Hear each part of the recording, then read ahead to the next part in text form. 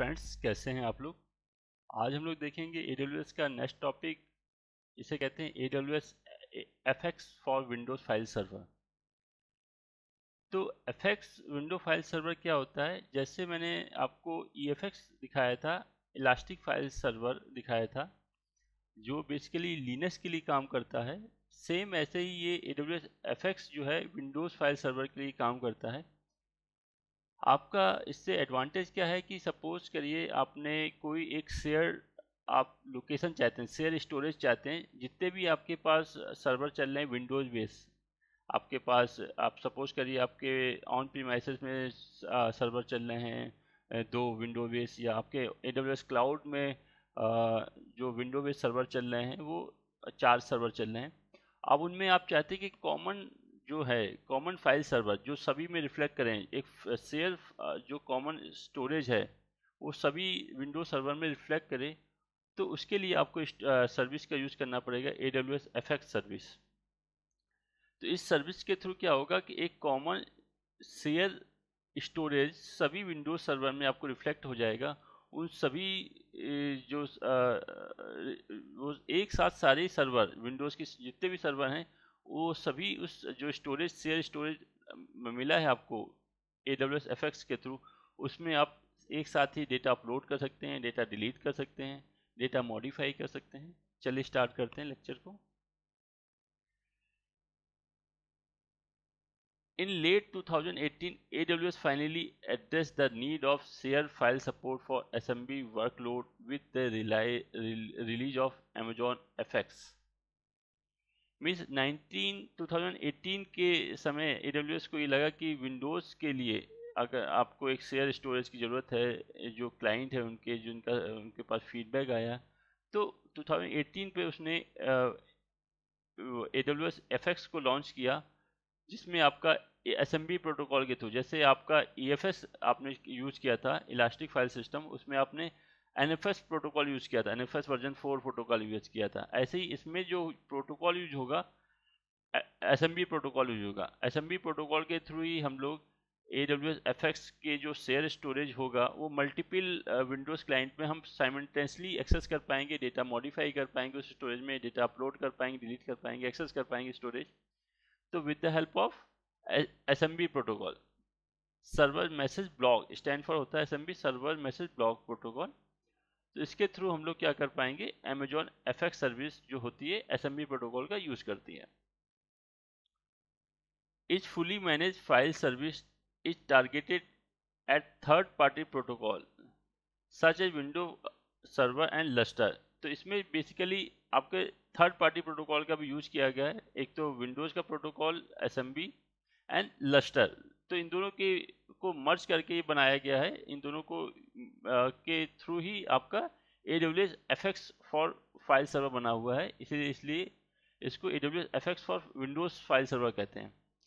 Because it is built on Windows, Amazon FX is able to fully integrate with any Microsoft workload such as Active Directory, Windows NTFS and DFS Distributed File System। तो जो AWS Lustre का जो ये इन्होंने लिया है service ली है, ये जो सर्विस है वो तीनों के साथ AWS जो विंडोज़ की सभी सर्विस के साथ इंटीग्रेटेड हो जाती है आराम से। चाहे आप एक्टिव डायरेक्टरी की बात करें, या चाहे आप डोमेन कंट्रोलर की बात करें, चाहे आपका एंटीफेस फाइल सिस्टम हो, चाहे आपका DFS सर्विस हो, डिस्ट्रीब्यूटेड फाइल सिस्टम। तो distributed file system just like आपका AWS FX ही होता है।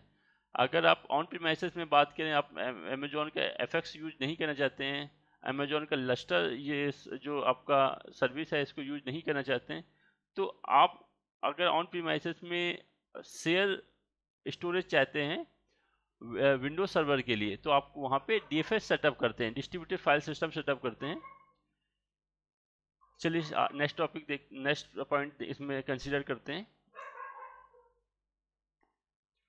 Unlike Amazon EFX, Amazon FX also offer enterprises great performance and IO 2 GB per second throughput.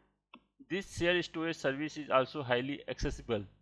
Mean जैसा कि आपको Amazon की EFS सर्विस प्रोवाइड करती थी, आपको हाई परफॉर्मेंस प्रोवाइड करती थी, हाई अवेलेबिलिटी प्रोवाइड करती थी, सेम आपका अमेजोन का एफएक्स जो आपका सर्विस है, सेम आपको हाई अवेलेबिलिटी प्रोवाइड करती है, हाई परफॉर्मेंस प्रोवाइड करती है, बेटर आईओ थ्रूपुट प्रोवाइड करती है। तो सेम आपकी फीचर प्रोवाइड करती है।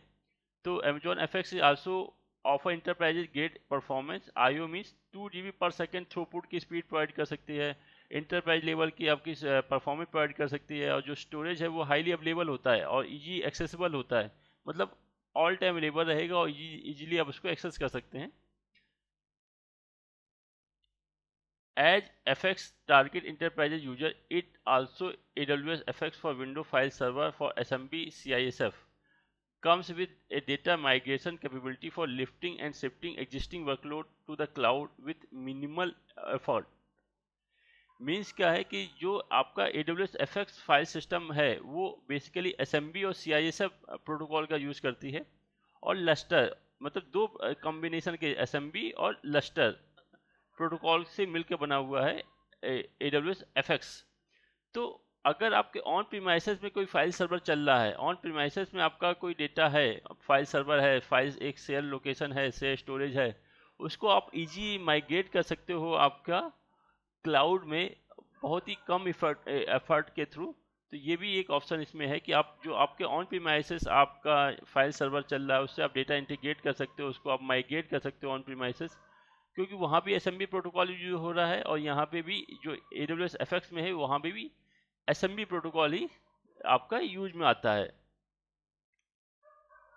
A unique feature to Amazon FX is that it enables throughput capacity to be set for individual volume regardless how large the volume may be। Means इसमें एक unique feature आपको मिलता है कि आप पर जीबी कितना थ्रोपुट आप असाइन करना चाहते हैं, तो आप इसमें अपना थ्रोपुट असाइन कर सकते हैं कि पर जीबी मुझे इतना थ्रोपुट चाहिए। तो ये डिपेंड करता है, उससे आपकी कॉस्ट तो बढ़ेगी लेकिन आपकी परफॉर्मेंस आप जितना अच्छा चाहते हो उतना ही आपको बेहतरीन परफॉर्मेंस मिलेगी। आपको जितने ज़्यादा आप थ्रोपुट आप लेंगे उतनी ही ज़्यादा आपकी जो डेटा की रीड एंड राइट स्पीड होती है वो आपकी काफ़ी ज़्यादा इंक्रीज हो जाती है। तो आप इसमें ये डिफाइन कर सकते हैं कि वॉल्यूम बनाते समय या आप ये स्टोरेज बनाते समय कि आपको पर जीबी कितना आपको आईओ की नीड है, थ्रूपुट की कितनी नीड है आपको, आप इसमें डिफाइन कर सकते हैं। A unique feature to Amazon FX is that it enable throughput. ये सेम पॉइंट है, मैं इसको 2 बार मेंशन कर दिया। चलिए नेक्स्ट पॉइंट को देखता हूँ।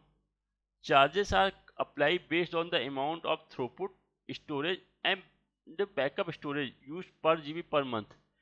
जो आपको चार्जेस देने पड़ेंगे AWS FX के लिए वो 3 चीज़ पे डिपेंड है। पहला, आप कितना थ्रूपुट ले रहे हैं पर जीबी, कितने स्टोरेज ले रहे हैं, मतलब कितना जीबी स्टोरेज ले रहे हैं, 200 GB ले रहे हैं या 1 TB स्टोरेज ले रहे हैं, और स्टोरेज में पर जीबी कितना थ्रूपुट ले रहे हैं, प्लस आप उसका बैकअप कितना यूज़ कर रहे हैं। जो स्टोरेज आपने लिया है उस स्टोरेज का कितना बैकअप स्पेस आपने कंज्यूम किया हुआ है।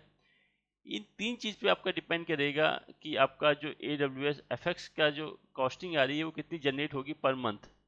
तो बेसिकली 3 चीज़ पे डिपेंड होती है, एक थ्रूपुट पे, सेकेंड वन स्टोरेज पे, कितना आप कितना वॉल्यूम साइज ले रहे हैं, स्टोरेज मीन्स थ्रूपुट में तक नंबर कितना थ्रूपुट आप असाइन कर रहे हैं, स्टोरेज मीन्स वॉल्यूम साइज कितना ले रहे हैं, स्टोरेज का साइज कितना ले रहे हैं जो आप शेयर स्टोरेज ले रहे हैं, प्लस आपका बैकअप, उसका कितना ज़्यादा बैकअप का स्पेस यूज हो रहा है 1 मंथ में, उस पर डिपेंड करता है आपका charges. Security need are met by Amazon AWS through the use of encryption data both in transit and at the rest। तो सिक्योरिटी रीजन की वजह से इसमें डेटा आप इन ट्रांजिट भी इंक्रिप्शन अप्लाई होता है और डेटा एट रेस्ट भी इंक्रिप्शन अप्लाई होता है, मतलब दोनों ही तरह का इंक्रिप्शन अप्लाई कर सकते हैं। डेटा इन ट्रांजिट डेटा भी इंक्रिप्शन अप्लाई कर सकते हैं, डेटा इन रेस्ट। और ये डेटा ये क्या होता है, data in transit and data in rest, तो प्लीज़ मेरे प्रीवियस वीडियो को देखिए। स्टार्टिंग के वीडियोस में मैंने ये बताया हुआ है कि data in transit and data in rest encryption क्या होता है। Amazon FX is equipped with a snapshot feature। This snapshot can create backup of files on a daily basis or they can be created by the user manually since the snapshot are incremental। Means आप आपने जो share storage बनाया है AWS FX के through, उसका आप backup ले सकते हैं with the help of snapshot. आप उस स्टोरेज का स्नैपशॉट लेंगे मीन्स आप उसका बैकअप ले रहे हैं। तो आप उसको बैकअप डेली बैकअप आप शेड्यूल कर सकते हैं कि डेली आपका एट 5 o'clock डेटा उसका स्नैपशॉट हो जाए, या मीन्स उसका बैकअप हो जाए, या आप मैनुअली जब आपकी इच्छा हो आप मैनुअली उसका बैकअप ले सकते हैं। आप अपने जो आपने स्टोरेज जनरेट किया है AWS FX, उसका मैनुअली बैकअप भी ले सकते हैं। तो स्नैपशॉट जो होता है वो इंक्रीमेंटल होता है, मैंने पहले ही बताया हुआ है। मतलब सपोज करिए फर्स्ट टाइम तो पूरे वॉल्यूम का डेटा लेगा वो स्नैपशॉट, पूरा जो स्टोरेज वॉल्यूम है आपका शेयर स्टोरेज वॉल्यूम, उसका पूरे का स्टोरेज का लेगा वो snapshot.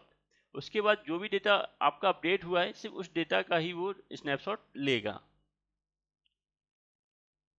The maintain availability of multi availability setup to maintain availability to in a availability zone setup, Amazon FX require use for distributed file system DFS replication।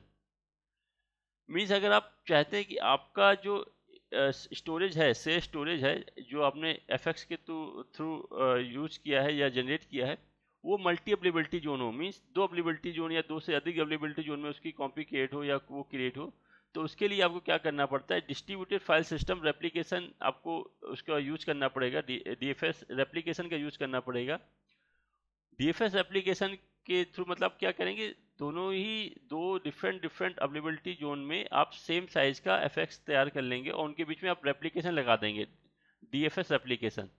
तो इससे क्या होगा कि आपका किसी एक अवेलेबिलिटी जोन का अगर एरर आ जाती है आपका स्टोरेज में, AWS FX स्टोरेज में कोई एरर आ जाती है, तो दूसरे अवेलेबिलिटी जोन से डेटा एक्सेस कर सकते हैं यूजर, उनको कोई दिक्कत नहीं होगी।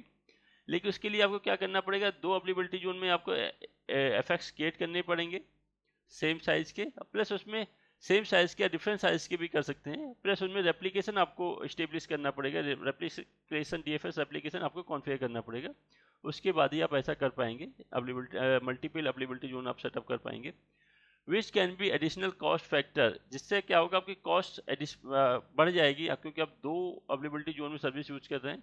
इससे आपकी क्या होगी, कॉस्टिंग आपकी बढ़ जाएगी, लगभग आपकी डबल कॉस्टिंग हो जाएगी, क्योंकि आप दो सेम डेटा आप 2 अवेलेबिलिटी जोन में सेम साइज का स्टोरेज आप 2 अवेलेबिलिटी जोन में एक्सेस कर रहे हैं, सेम डेटा आप 2 अवेलेबिलिटी जोन में एक्सेस कर रहे हैं, तो आपकी जो कॉस्टिंग है वो डबल हो जाएगी। लेकिन इससे एडवांटेज क्या है, इन केस कोई अगर एक अवेलेबिलिटी जोन डाउन भी हो जाता है तो जो आपके यूजर हैं एंड यूजर, उनको कोई इफेक्ट नहीं होगा, वो दूसरे अवेलेबिलिटी जोन के थ्रू आपका डेटा एक्सेस कर पाएंगे।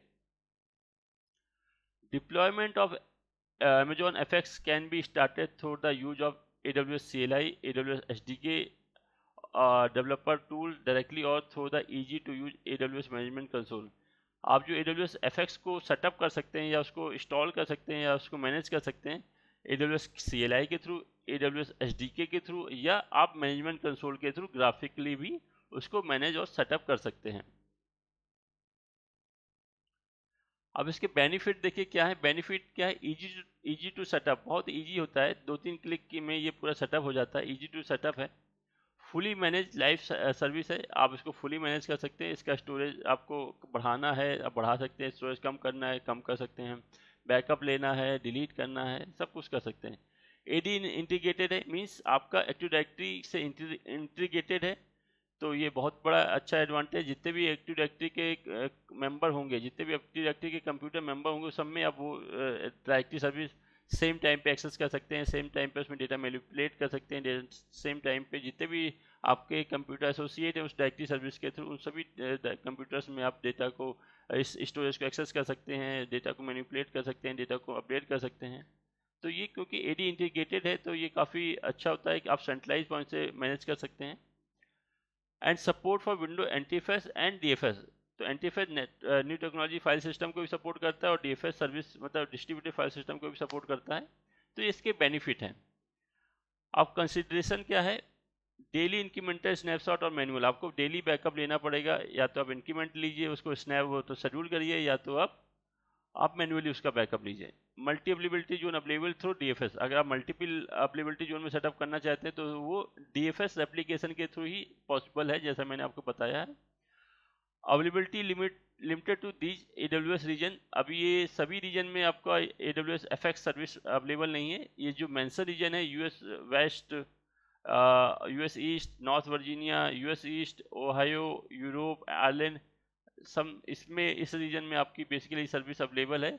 धीरे धीरे अमेजोन उनको बढ़ा रहा है पूरे अपने पैन जो जो आपका पूरा वर्ल्ड वाइड जो उसके अवेलेबिलिटी जोन है, धीरे धीरे उनमें सेटअप कर रहा है कि अब हर अवेलेबिलिटी जोन में इस सर्विस का यूज़ कर पाएँ। पॉसिबली वीकली मेंटेनेंस पॉसिबली हो सकता है कि AWS इसका वीकली मेंटेनेंस करे, तो जिससे आपको कुछ डाउन टाइम का सामना करना पड़ सकता है। AWS डायरेक्टरी सर्विस यूजेस, आप इसमें AWS डायरेक्टरी सर्विस का यूज़ कर सकते हैं, उसको इंटीग्रेट कर सकते हैं, एक्टिव डायरेक्टरी को इंटीग्रेट कर सकते हैं, तो बहुत ही अच्छा बेनिफिट है ये आपका। लेकिन उसका आपको उसके लिए इस AWS FX के लिए आपको डायरेक्टरी सर्विस की नीड पड़ेगी, तो ये उसका ड्रॉबैक भी आप कह सकते हैं कि बिना डायरेक्टरी सर्विस का आप यूज़ नहीं कर पाएंगे। कॉस्ट आप जो इस पर इफेक्ट करती है वो 3 चीज़ पे इफेक्ट करती है। पहले आप थ्रूपुट कितना ले रहे हैं, दूसरा आप स्टोरेज वॉल्यूम साइज कितना ले रहे हैं, और थर्ड वन आप बैकअप कितना आपने जब बैकअप स्पेस यूज़ किया हुआ है। तो मंथली जो कॉस्ट आएगी वो इन 3 चीज़ पे बेस्ड आएगी। और जो लास्ट पॉइंट है, अगर आप जो स्टोरेज होती है वो आप SSD ले सकते हैं या HDD ले सकते हैं। SSD की स्पीड बहुत अच्छी होती है HDD के कंपेरिजन। तो अगर आप SSD ले रहे हैं, solid state drive, SSD means solid state drive ले रहे हैं, तो कम से कम आपको 32 GB का आपको स्टोरेज लेना ही पड़ेगा, मिनिमम ये है कैपेसिटी है। अगर आप हार्ड डिस्क ड्राइव ले रहे हैं, SSD मतलब हार्ड डिस्क ड्राइव ले रहे हैं स्टोरेज में, तो आपको मिनिमम आपका 200 GB का स्टोरेज साइज लेना ही पड़ेगा। तो ये बेसिकली कुछ कंसिडरेशन थे एंड बेनिफिट था। चलिए अब इसका लैब परफॉर्म करते हैं हम लोग।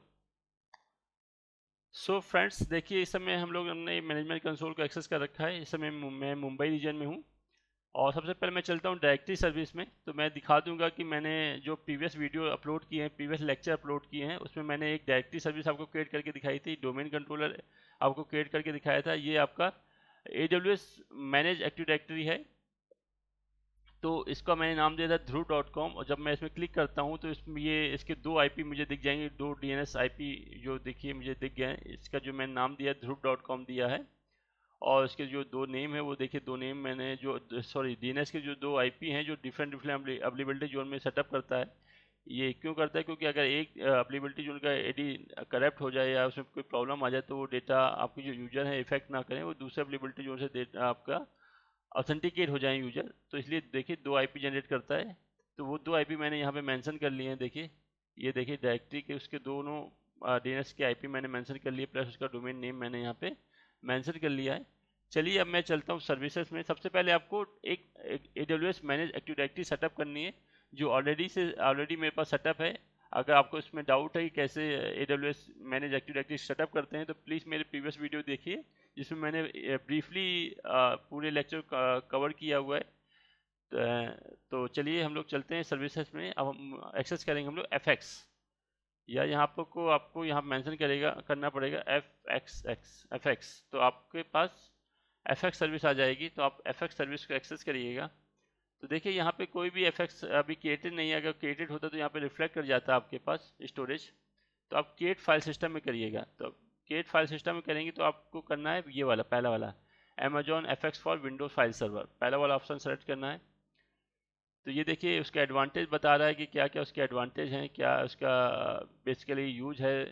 तो जो मैंने आपको डिस्क्राइब कर दिया अभी पूरा लेक्चर, उसके बाद आपको सिर्फ नेक्स्ट करना है। यहाँ पे नेक्स्ट करिए, इसका नाम दे दीजिए। मैंने इसका नाम दे दिया है, ऑप्शनल नेम है, मैंने इसका नाम दे दिया है टेस्ट FX। मैंने इसका नाम दे दिया टेस्ट। आपको मल्टीपल अवेलेबिलिटी जोन के लिए चाहिए तो आपकी कॉस्टिंग डबल हो जाएगी, जैसे मैंने बताया। तो मैंने कहा नहीं, मुझे सिंगल अवेलेबिलिटी जोन के लिए चाहिए। मल्टीपल अवेलेबिलिटी जोन के लिए आपका क्या होगा कि बेसिकली आपको क्या करना होगा कि DFS एप्लीकेशन को सेटअप करना पड़ेगा। तो मैंने इसको ऑप्शन को नहीं लिया, मैंने सिंगल अवेलेबिलिटी जोन को लिया है। तो सिंगल अवेलेबिलिटी जोन देखिए, 2 अवेलेबिलिटी जोन में ये ऑप्शन है आपका, अवेलेबिलिटी जोन 2, अवेलेबिलिटी जोन 1।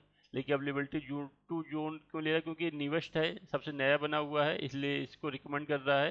तो मैं इसी को ले लेता हूँ। आप चाहें तो इसको भी ले सकते हैं, अवेलेबिलिटी जोन 1 को भी, तो इसमें कोई इशू नहीं है। लेकिन ये इसको रिकमेंड कर रहा है, इसलिए आप इसको ही ले लीजिए। अब आप देखिए SSD लेना चाहते हैं या HDD स्टोरेज टाइप लेना चाहते हैं। अगर देखिए SSD लेना चाहते हैं तो मिनिमम 32 GB है, और मैक्सिमम आपका 65,536 GB है, ले सकते हैं आप मैक्सिमम। तो SSD के लिए ये है। अगर आप HDD लेना चाहते हैं तो आपका देखिए मिनिमम 2000 GB है, मैंने वहाँ 200 GB आपको मेंशन किया था। 200 GB नहीं है, वहाँ पे 2000 GB है। मिनिमम आपको HDD के केस में 2000 GB लेना पड़ेगा और मैक्सिमम सेम है। तो मैं यहाँ पे स्टोरेज जो टाइप है SSD लूँगा और यहाँ पे मैं स्टोरेज 32 GB लूँगा, जो इसकी मिनिमम साइज़ है। VPC मैंने आपका यहाँ पे VPC सेलेक्ट कर लिया, जो डिफ़ॉल्ट VPC है। सिक्योरिटी ग्रुप देखिए, इसमें सिक्योरिटी ग्रुप बाय डिफ़ॉल्ट ये आ रहा है, डिफ़ॉल्ट सिक्योरिटी ग्रुप जो उसने लिया है। तो आप इस सिक्योरिटी ग्रुप को देखिए, मैं क्या करता हूँ, कॉपी कर लेता हूँ, ये मुझे आगे ज़रूरत पड़ेगी इसकी। तो मैंने सिक्योरिटी ग्रुप का जो नेम है उसको मैंने यहाँ पे कॉपी कर लिया और यहाँ पे मैंने इसको पेस्ट कर लिया, सिक्योरिटी ग्रुप का नेम को। उसके बाद देखिए सबनेट, आप 1A में लेना चाहते हैं या 1B में लेना चाहते हैं, आप सबनेट डिफाइन कर सकते हैं। तो मैं यहाँ पे 1B ले लेता हूँ। अब देखिए AWS मैनेज एक्टिव डायरेक्टरी के साथ आप लिंक कर सकते हैं, या तो आपकी ऑन प्रीमाइसेस कोई एक्टिव डायरेक्टरी है उसके साथ भी आप इसको लिंक कर सकते हैं, लेकिन आपको डोमेन की रिक्वायरमेंट होगी। तो मेरे पास AWS मैनेज एक्टिव डायरेक्टरी है, मैंने यहाँ पे सेलेक्ट किया और मैंने यहाँ पे क्लिक करेंगे तो मुझे जो मेरी डायरेक्टरी बनी है dhruv.com वो यहाँ पे रिफ्लेक्ट कर जाएगी। तो अब मैं उसको सेलेक्ट कर लूँगा। तो आपको पहले से क्या करना है, पहले ये आपको AWS manage active directory create करनी है। अगर आपको इसमें कोई डाउट है तो मेरे प्रीवियस वाले जो मैंने वीडियो अपलोड किए हैं उनको देखिए। इनक्रिप्शन देखिए, बाय डिफॉल्ट इनक्रिप्शन अप्लाई हो रहा है और उसकी की ये अप्लाई हो रही है इनक्रिप्शन की, KMS की, की मैनेजमेंट सर्विस। आप अगर आपको बैकअप शेड्यूल करना है तो आप बैकअप इनेबल कर सकते हैं, नहीं तो आप ऑटोमेटिक बैकअप डिसेबल कर दीजिए। अगर आपको डिसेबल करना है तो आपको उसके बाद इसको मैनुअली लेना पड़ेगा। अगर आप इसको इनेबल करना चाहते हैं तो आप इनेबल कर सकते हैं यहाँ से। तो आप ऐसा भी कर सकते हैं। रिटेंशन पीरियड है, हर 7 दिन तक डेटा रखेगा, बैकअप रखेगा। 7 दिन के बाद जो ओल्ड बैकअप है उनको डिलीट कर देगा। आप ऐसा भी कर सकते हैं। तो चलिए, और टैग अगर आपको कोई देना है तो टैग दे सकते हैं। तो मैंने टैग दे दिया नेम, टैग की दे दी, या मैं टैग नहीं देता हूँ, यहाँ पे मैं सिर्फ नेस्ट कर देता हूँ। तो देखिए मेरा डिफ़ॉल्ट सारे ऑप्शन से सेट कर लिए कि मैंने नेम दिया है टेस्ट FX, और ये अब सिंगल अवेलेबिलिटी जोन लिया है मैंने, SSD स्टोरेज लिया 32 GB लिया है, थ्रूपुट मैंने 16 MB पर सेकेंड का थ्रूपुट है मेरा। VPC सिक्योरिटी ग्रुप मेरा ये है, VPC कौन सा है, ये सब चीज़ मेंशन है मेरी। डेली ऑटोमेटिक बैकअप विंडो मैंने कोई सेलेक्ट नहीं की है। रिटेंशन पीरियड 7 डेज है। Weekly maintenance window no preferred है। तो ये चीज़ मैंने सारे ऑप्शन दिखाया। उसके बाद मैं क्रिएट फाइल सिस्टम में क्लिक कर दूंगा। तो देखिए मेरा एक क्रिएटिंग यहाँ पे प्रोसेस होने लगा 32 GB के साथ। अब ये कम से कम 10 से 15 मिनट लेगा क्रिएट होने के लिए। तब तक मैं क्या करता हूँ कि मैं दो विंडो EC2 इंस्टांस क्रिएट करूँगा और उनको अपने डोमेन का मेंबर क्रिएट करूँगा। जो डोमेन मेरे पास है AWS मैनेज एक्टिव डायरेक्टरी है जिसका नाम है dhruv.com। उन दो EC2 इंस्टांस को विंडो बेस्ड EC2 इंस्टांस में लूँगा, उन दोनों को मैं इसका मेंबर क्रिएट करूँगा, इसका मेंबर बनाऊँगा। तो चलिए देखता हूँ। मेरा वीडियो अभी टाइम है, वीडियो ज़्यादा लंबा मुझे नहीं बनाना है। तो चलिए मैं EC2 में जाता हूँ। थोड़ा सा आप फास्ट करेंगे पेडकल को। तो इंस्टेंसेस में जाएंगे यहाँ पे, और इंस्टेंसेस में जाने के बाद मैं दो इंस्टेंसेस यहाँ पे लूँगा। लॉन्च इंस्टेंसेस में क्लिक किया, और जो AMI लूँगा सर्वर 2016 लूँगा बेस, इसको मैंने सेलेक्ट किया। और स्टोरेज T2 माइक्रो ही लूँगा मैं जनरल पर्पस का, नेक्स्ट किया मैंने। नंबर ऑफ इंस्टांसेस मुझे 2 चाहिए, मैं 2 इंस्टांसेस क्रिएट करना चाहता हूँ। ठीक है, उसके बाद मैं इसको नेक्स्ट करता हूँ। जो इसका स्टोरेज है वो 30 GB आ रहा है। उसके बाद मैं इसको नेक्स्ट करता हूँ। टैग अगर आप देना चाहते हो टैगिंग आप असाइन कर सकते हैं। सिक्योरिटी ग्रुप मैंने क्या किया, सेलेक्ट एग्जिस्टिंग सिक्योरिटी ग्रुप, जिसमें मैंने ऑल अलाउ वाला सिक्योरिटी ग्रुप, देखिए all traffic all protocol allow वाला मैंने सिक्योरिटी ग्रुप सेलेक्ट कर लिया। उसको लॉन्च किया। लॉन्च करने के बाद मैंने इसको लॉन्च कर दिया। सिक्योरिटी की पेयर बोल रहा है, क्रिएट ए न्यू की पेयर में मैंने क्लिक किया और इसका नाम मैंने दे दिया टेस्टिंग FX, और इसको मैंने डाउनलोड कर लिया। तो ये की पेयर मेरा डाउनलोड हो गया है, ये देखिए, और उसके बाद लॉन्च कर दिया है। तो जब तक मेरे दो EC2 इंस्टेंस लॉन्च हो रहे हैं तब तक मैं क्या कर रहा हूँ, जो मेरा सिक्योरिटी ग्रुप था FX को बनाते समय, ये सिक्योरिटी ग्रुप था मेरा। इस सिक्योरिटी ग्रुप में मुझे कोई चेंजेस करने हैं। तो देखिए मैं ये सिक्योरिटी ग्रुप था जो मैंने जब मैंने FX अपना बनाया था AWS FX। तो मैं देखिए क्या करता हूँ, सर्विसेज में जाता हूँ, EC2 में जाऊँगा और यहाँ पे मुझे मिलेगा सिक्योरिटी ग्रुप का ऑप्शन रिफ्लेक्ट करेगा। तो देखिए यहाँ पे कहाँ पे मिलेगा आपको सिक्योरिटी ग्रुप, इस सिक्योरिटी ग्रुप का ऑप्शन आया है। अब यहाँ पे आप इस सिक्योरिटी ग्रुप को सर्च मारेंगे, आप यहाँ पे आप इसको पेस्ट करेंगे तो देखिए सिक्योरिटी ग्रुप ये आपका ये रिफ्लेक्ट कर गया। इसको सेलेक्ट करिए, सेलेक्ट किया आपने। अब देखिए इसको हम लोग एडिट करते हैं। इसको सेलेक्ट किया, उसके बाद एक्सेल में जाते हैं, edit inbound rule. Inbound rule में देखिए ऑल ट्रैफिक आपका अलाउ है। आप ये कंसीडर कर लीजिएगा कि ऑल ट्रैफिक आपका अलाउ होना चाहिए। तो देखिए ऑल ट्रैफिक मेरा अलाउ है, ठीक है। और इसको चाहें तो आप हटा सकते हैं। जब ऑल ट्रैफिक अलाउ है तो चलिए इसको सेव रूल कर देते हैं। एंड ऐसे ही सेम आपका आउटबाउंड रूल में भी आप देख लीजिए कि आपका आउटबाउंड रूल जो है वो भी आपका ऑल अलाउ है कि नहीं है। तो इसमें एक्सेल में जाते हैं और एडिट आउटबाउंड रूल में क्लिक कर लेते हैं। तो ये देखिए आउटबाउंड रूल में भी आपका ऑल अलाउ है। तो आप ये मेक श्योर हो जाइएगा कि जो आपने सिक्योरिटी ग्रुप अप्लाई किया है आपका FX स्टोरेज में, जो FX स्टोरेज आप जनरेट कर रहे हैं, फाइल सिस्टम तैयार कर रहे हैं, उसमें ऑल प्रोटोकॉल अलाउ होना चाहिए। तो आपने ये देख लिया। अब आप देखते हैं कि चलिए अपने EC2 में चलते हैं कि मेरे EC2 रेडी हुए या नहीं हुए। तो देखिए मैं 2 EC2 इंस्टेंस मैंने लॉन्च किए थे विंडोज़ बेस। अब मैं दोनों को अपने डोमेन का मेंबर बनाऊंगा। तो देखिए इंस्टेंसेस में मैं चलता हूँ। इंस्टेंसेस में यहाँ पे देखिए दोनों ही इनिशियलाइज कंडीशन में है। मैं इनका नाम चेंज कर देता हूँ। इसका नाम मैं दे देता हूँ सर्वर 1 और दूसरे वाले का नाम मैं दे देता हूँ सर्वर 2। और देखिए पहला वाला में दोनों ही रेडी हो गया। मैं सर्वर 2 को देखिए, सर्वर 2 का ये IP है। मैंने इस IP को कॉपी किया और MST टाइप किया विंडोज़ में। कैसे मैंने ये विंडो बॉक्स लेके आया हूँ, तो देखिए विंडो बॉक्स लाने के लिए आपको विंडो के साथ R प्रेस करेंगे। देखिए मैं फिर से दिखा देता हूँ आपको, विंडो के साथ आपको क्या क्या प्रेस करना है। R को प्रेस करना है तो ये आपके पास ऐसा बॉक्स खुलेगा रन का। यहाँ पे टाइप करना है MSTSC, तो ये MSTSC का बॉक्स खुल जाएगा। यहाँ पे आपको IP मेंशन करनी है। आपने IP मेंशन की, कनेक्ट में क्लिक किया। उसके बाद आपको रिक्वायरमेंट होगी पासवर्ड की।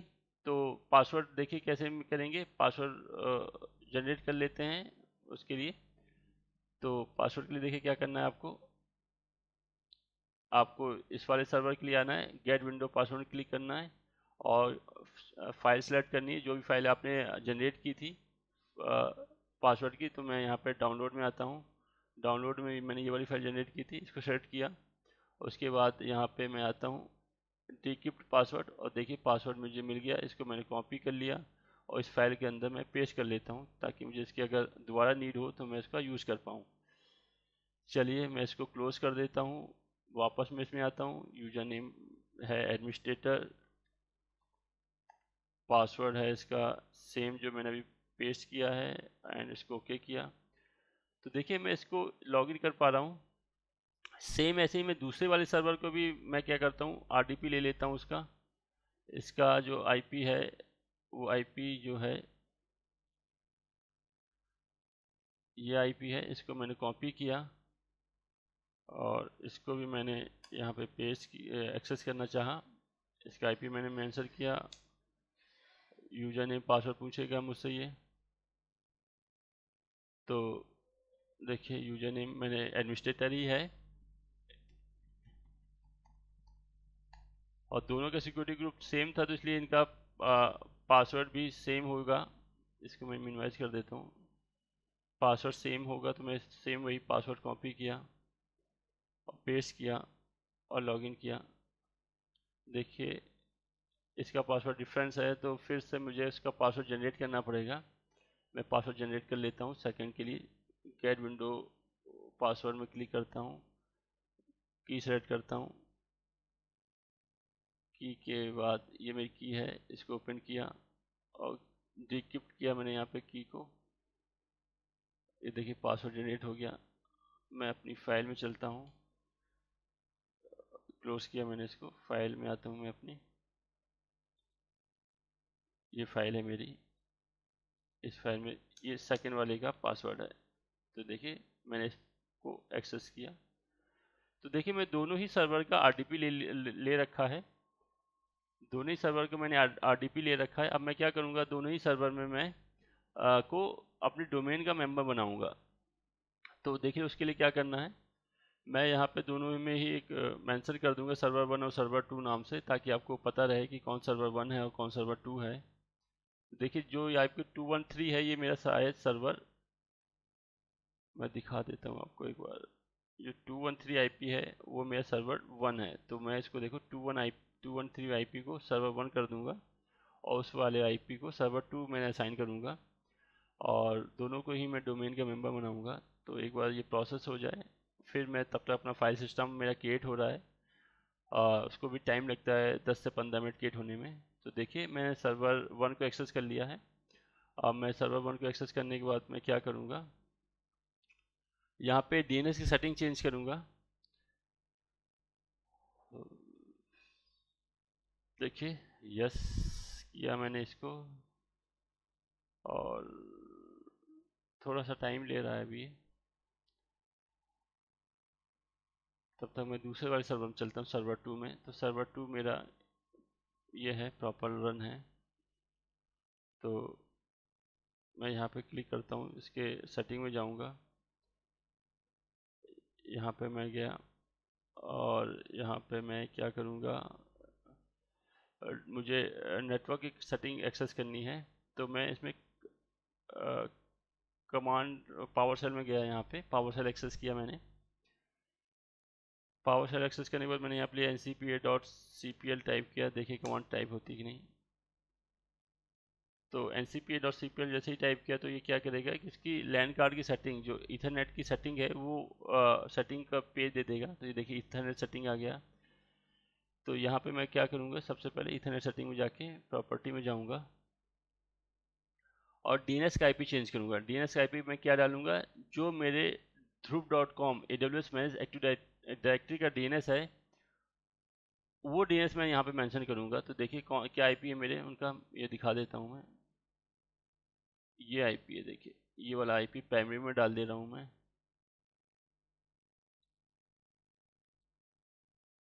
ये मैंने प्राइमरी में डाल यहाँ पे मेंशन किया, और ये वाला IP मैंने सेकेंडरी में मेंशन किया। देखिए सेकेंडरी में मैंने मेंशन कर दिया। तो दोनों ही IP में प्राइमरी और सेकेंडरी में, किसी भी IP को आप प्राइमरी या किसी भी IP को आप सेकेंडरी में डाल सकते हैं। उसके बाद ओके करेंगे, क्लोज करेंगे। अगर आपको डाउट है कि कैसे डोमेन का मेंबर बनता है तो प्लीज़ मेरे प्रीवियस वीडियो को देखिए, जिसमें मैंने स्टेप बाय स्टेप आपको बताया हुआ है। अब मैं देखिए DNS में IP मैंने डाल दी अपनी डोमेन की dhruv.com की। अब मैं कैसे उसको मेंबर बनाऊंगा, तो वापस आपको कंप्यूटर में आना है। देखिए कैसे करेंगे आप, तो आपको कंप्यूटर से एक्सेस करना है। तो उसके लिए आप माई कंप्यूटर एक्सेस करेंगे। माई कंप्यूटर में यहाँ पे आप जाएंगे, दिस PC में राइट क्लिक करेंगे, प्रॉपर्टी में जाएंगे। यहाँ प्रॉपर्टी में जाने के बाद देखिए ये सर्वर मेरा है, इसको यहाँ पे चेंज में क्लिक करेंगे। अब ये वर्क ग्रुप में है, यहाँ पे चेंज में क्लिक करेंगे आप। चेंज में आप यहाँ पे डोमेन नेम डिफाइन करेंगे। डोमेन नेम क्या है मेरा, यहाँ पे चेंज में क्लिक करेंगे। अब मैंने देखिए इसका नाम सर्वर 2 है, ये सर्वर 2 कर दिया है। और यहाँ डोमेन में क्लिक किया, डोमेन का नेम है dhruv.com और ओके करेंगे।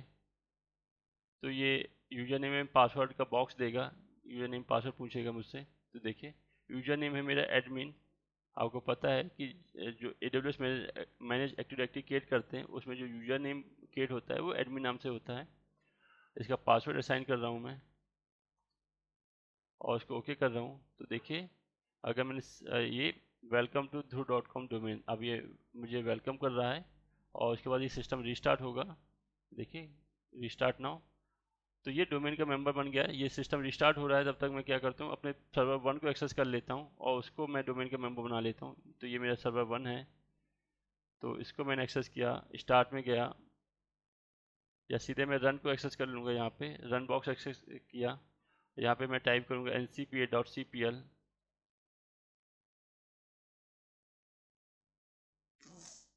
फिर से देखिए मैं स्टार्ट में क्लिक किया, यहाँ पे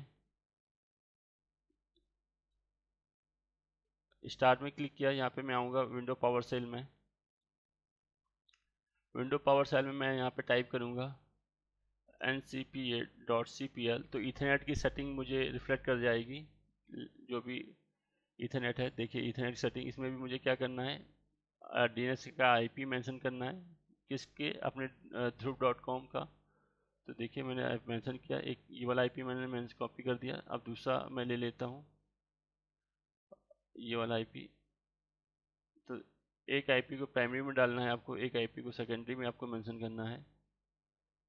तो दूसरे IP को मैंने सेकेंडरी में मेंशन कर दिया, ओके किया, क्लोज किया और उसको क्लोज किया। अब मैं दिस PC को एक्सेस करूँगा। दिस PC के बाद इसको डोमेन का मेंबर बनाऊंगा। तो देखिए राइट क्लिक कर रहा हूँ, दिस PC प्रॉपर्टी, प्रॉपर्टी के बाद देखिए ये भी वर्क ग्रुप का मेंबर है।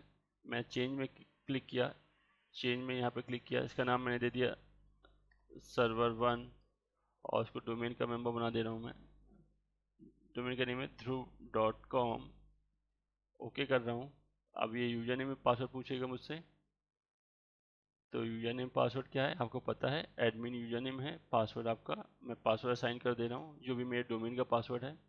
उसके बाद ओके कर रहा हूँ। तो देखिए ये भी मेरा कंप्यूटर उसका मेंबर बन जाएगा, वेलकम टू ध्रुव.com डोमेन। उसके बाद ये भी सिस्टम रिस्टार्ट होगा। अब दोनों ही सिस्टम जब रिस्टार्ट हो जाएंगे तो मैं उन दोनों ही सिस्टम में लोकल एडमिनिस्ट्रेटर से लॉगिन ना करके डोमेन एडमिनिस्ट्रेटर से लॉगिन करूँगा। और तब तक मैं ये देखता हूँ कि मेरा फाइल सिस्टम जो मैंने क्रिएट किया था AWS FX, वो क्रिएट हुआ या नहीं हुआ। तो मैं वापस चलता हूँ कि जो मेरे फाइल सिस्टम थे FX में, वो क्रिएट हुआ है या अभी पेंडिंग में है। तो देखिए क्रिएटिंग अभी क्रिएट नहीं हुआ, मैंने कहा था इसमें 10 से 15 मिनट लगता है। तो अभी क्रिएट हो रहा है, तब तक मैं वापस चलता हूँ अपने EC2 इंस्टेंस में।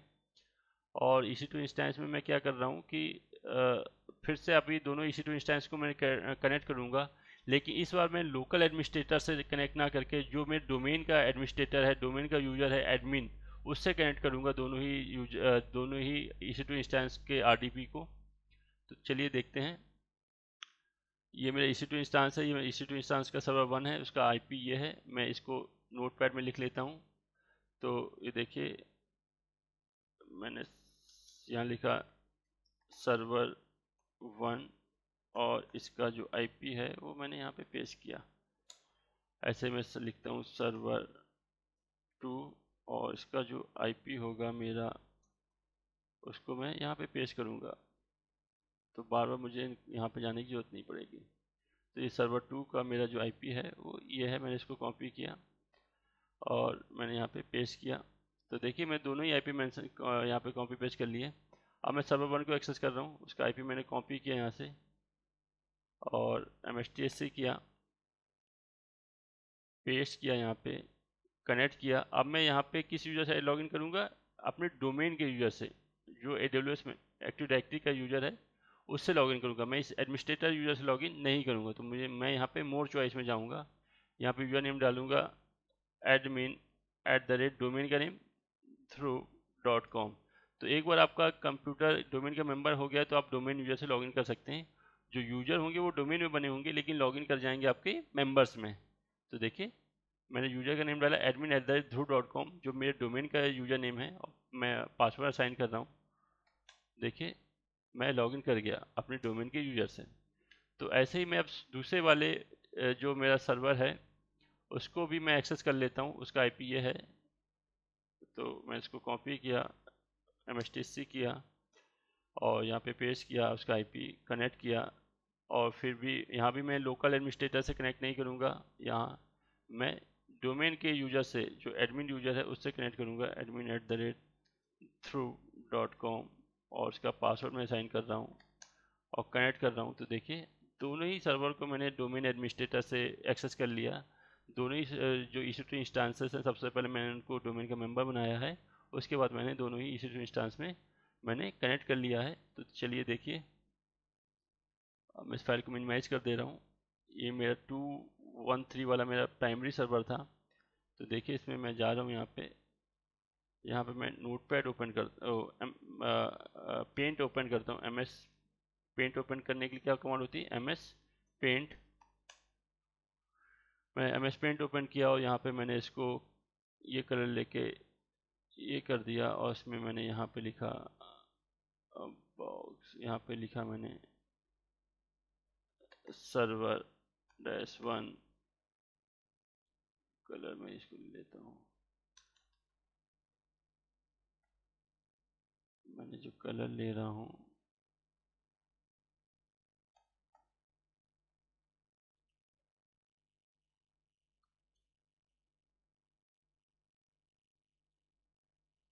मैं इसका नाम ले रहा हूँ सर्वर -1 और इसका जो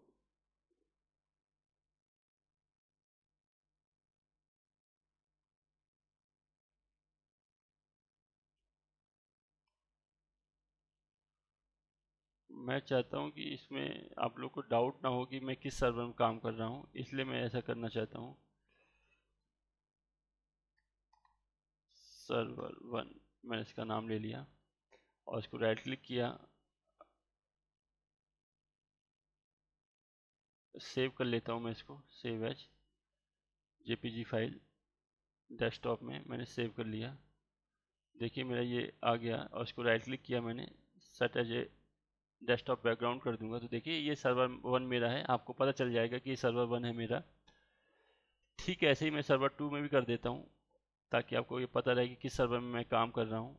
मैंने रन ओपन किया, यहाँ पे टाइप किया MS पेंट और पेंट के बाद मैं इसमें कलर ले लेता हूँ येलो कलर ले लिया। उसके बाद मैं ये लेता हूँ, इसको ऐसे करता हूँ, ब्लैक को यहाँ पे साइन करता हूँ, ये लेता हूँ और उसमें मैं नेम में साइन करता हूँ। नेम में मैं यहाँ पे 72 लेता हूँ और 72 के बाद लिखता हूँ सर्वर 2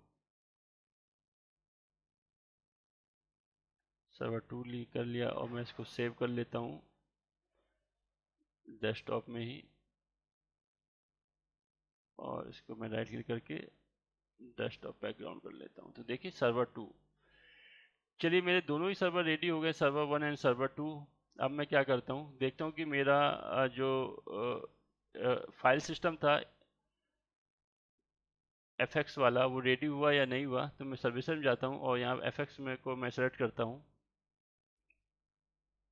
तो देखिए ये अवेलेबल हो गया, देखिए अवेलेबल यहाँ पे रेडी हो गया। तो जैसे ही देखिए test.fx नाम दिया था आपने, विंडोज़ का है लस्टर, तो ये यहाँ पे विंडोज़ आ गया और आपका सिंगल अवेलेबिलिटी जोन था, SSD लिया था 32 GB, तो यहाँ पे रिफ्लेक्ट कर दिया इसने। अब आप इसको सेलेक्ट करेंगे तो यहाँ पे सेलेक्ट करने के बाद देखिए आपको क्या करना है। यहाँ पे जैसे सेलेक्ट करेंगे उसके बाद देखिए क्या होगा, यहाँ पे आपको DNS नेम दिख जाएगा। ये देखिए DNS नेम और IP दोनों चीज़ दिख गई। तो अब यहाँ पे DNS नेम को कॉपी कर लेंगे, ये DNS नेम है, इसको मैं यहाँ पे कॉपी कर लेता हूँ। तो ये देखिए इसको क्या देते हैं FX DNS नेम और ये मैंने पेस्ट कर लिया। चलिए अब मैं अपने पहले वाले सर्वर में जा रहा हूँ, ये सर्वर मेरा 1 है। अब मैं इसको एक्सेस करूँगा, जो मेरा फाइल सिस्टम मैंने क्रिएट किया है उसको एक्सेस करूँगा। देखिए कैसे एक्सेस करते हैं। मैं यहाँ पे दिस PC को एक्सेस करूँगा, अपने दिस PC में जाऊँगा, मैं यहाँ पे राइट क्लिक करूँगा और मैप नेटवर्क ड्राइव में मैं क्लिक करूँगा। अब यहाँ पे देखिए क्या करना है, आपको डबल स्लैश लगाना है, उसके बाद आपको DNS नेम यहाँ पे पेस्ट करना है, उसके बाद फिर से एक स्लैश लगाना है और जो इसका नेम देना है, जो आपने जो फाइल सिस्टम क्रिएट किया है AWS FX के थ्रू, इसका जो नेम होगा बाय डिफ़ॉल्ट जो नेम होता है शेयर नेम होता है, जो जिस नाम से ये बनता है उसका नाम होता है शेयर नेम। आपको शेयर नेम में क्लिक करना है और यहाँ पे connect at a sign in में क्लिक करना है और आपको फिनिश करना है यहाँ पे। तो देखिए जैसे ही आपने फिनिश किया आपके पास ये कनेक्ट हो गया और आप जिस PC में जाके देख सकते हैं, देखिए शेयर नेम यहाँ पे कनेक्ट हो गया और ये डोमेन नेम है। सेम ऐसे ही मैं इसको, देखिए ये मेरा सर्वर 1 है, ये मैं दिखा देता हूँ ये आपको, ये देखो सर्वर 1 है मेरा, ठीक है। अब मैं सेम ऐसे सर्वर 2 में इसको एक्सेस करता हूँ। बहुत सिंपल मेथड है। अब कैसे एक्सेस करना है, आपको दिस PC एक्सेस करना है और दिस PC एक्सेस करना है आपको। दिस PC एक्सेस करने के बाद इसमें राइट क्लिक करना है दिस PC में, यहाँ पे आपको जाना है मैप नेटवर्क ड्राइव में जाना है, यहाँ पे डबल स्लैश लगाना है, DNS नेम जो मैंने कॉपी किया वो पेस्ट करना है, फिर एक स्लैश लगाना है और जो इसका नेम होता है बाय डिफ़ॉल्ट जो नेम होता है वो शेयर नेम होता है, आपको शेयर लिखना है और इस वाले ऑप्शन में सेलेक्ट करना है रिकनेक्ट एक्स साइन इन में और फिनिश करना है। जैसे आपने फिनिश किया देखिए यहाँ पे भी वो आ गया, अवेलेबल आ गया, दोनों ही जगह वो अवेलेबल आ गया, दोनों ही जगह वो कनेक्ट हो गया। सेम आपका जो ड्राइव है जो भी आपने फाइल सिस्टम तैयार किया है AWS FX, ऐसे कितने भी आपके मेंबर होंगे 100 या 1000 जितने भी मेंबर होंगे एक साथ सभी मेंबर्स इसको कनेक्ट कर सकते हैं और उसमें डेटा एडिट कर सकते हैं, डिलीट कर सकते हैं, मॉडिफाई कर सकते हैं। चलिए देखते हैं। अब मैं इसमें सर्वर 2 में हूँ, ये देखिए मेरा सर्वर 2 है। अब मैं इसमें एक फाइल को स्टोर कर रहा हूँ, देखिए एक फाइल में स्टोर कर रहा हूँ, न्यू करके मैंने एक फाइल स्टोर की, इसका नाम रखा हेलो वीवर्स और उसमें लिखा टेक्निकल सफ़र, मैंने अपने चैनल का नाम रखा टेक्निकल सफ़र लिखा और उसको सेव कर दिया। तो देखिए मैंने सर्वर 2 में किसी फाइल को सेव किया है और मैं सर्वर 1 में जाके देखूंगा तो ये फाइल में एक्सेस कर पाऊंगा, प्लस उसमें रीड भी कर पाऊंगा, डिलीट भी कर पाऊंगा, मॉडिफाई भी कर पाऊंगा। चलिए अब मैं अपने सर्वर 1 में चलता हूँ। देखिए सर्वर 1 में आ गया मैं, ये सर्वर 1 है मेरा। तो सर्वर 1 में मैं देखिए आ गया और यहाँ पे मैं अपनी शेयर ड्राइव को एक्सेस किया मैंने। तो देखिए हेलो वीवर्स नाम की फ़ाइल इसमें ऑलरेडी है। इस फाइल को जब मैं ओपन करता हूँ तो लिखिए देखिए टेक्निकल सफ़र जो मैंने लिखा था वो भी मैं देख पा रहा हूँ। इसमें मैं कोई मॉडिफाई करता हूँ तो वो भी कर पाऊँगा। फ्रॉम मैंने लिखा through sing and please subscribe my channel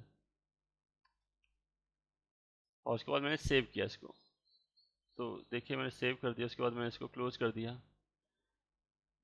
अब मैं सर्वर 2 में आता हूँ, ये देखिए सर्वर 2, इस फाइल को फिर से मैं एक्सेस करता हूँ तो देखिए साइमल्टेनियसली मल्टीपल जो आपके मशीन हैं, मल्टीपल यूजर्स हैं, मल्टीपल डेस्कटॉप हैं आपके जो इस फाइल सिस्टम को एक्सेस कर सकते हैं, प्लस उसमें डेटा स्टोर कर सकते हैं, डेटा को मॉडिफाई कर सकते हैं, डेटा को डिलीट कर सकते हैं।